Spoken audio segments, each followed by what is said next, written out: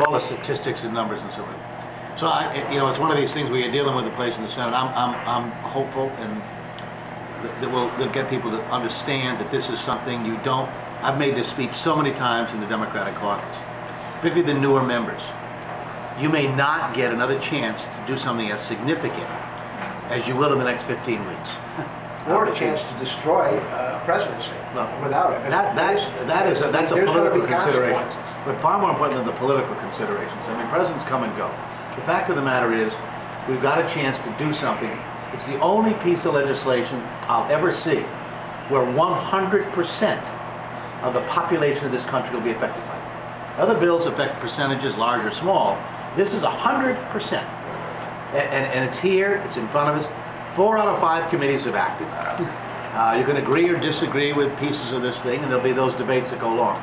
But to deny us the opportunity here to now be able to sit there and decide what is going to be the framework on something as fundamental as a right to be able to be healthy, or at least to achieve health care, without bankrupting you in the process, or denying you the opportunity to get the best medicine available, is just, again, to me, I get dumbfounded by the unwillingness of people to understand the moment. Whether or not you agree with every element of all of this, and I respect the fact there can be disagreements legitimately about how best to do this. I mean, I don't think anyone's cornered all the wisdom on the subject matter.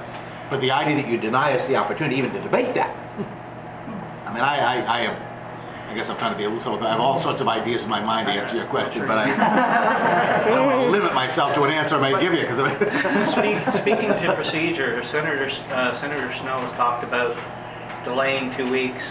Everybody's heard about her wanting to delay 2 weeks moving forward. When you look at it realistically, depending on the studies you look at, that 2 weeks is the equivalent of about 830 to 1,740, depending on the studies you look at. That 2 weeks is 830 to 1,740 people dead because of a lack of insurance or underinsurance. Well, do it this way. Depending on the studies you go by. Do it this way, even if you want. We lose 14,000 people a day. 14,000 people a day in this country lose their health care coverage every day, 7 days a week. That 2 weeks is a heck of a lot of people losing. Do the math on that. Yeah.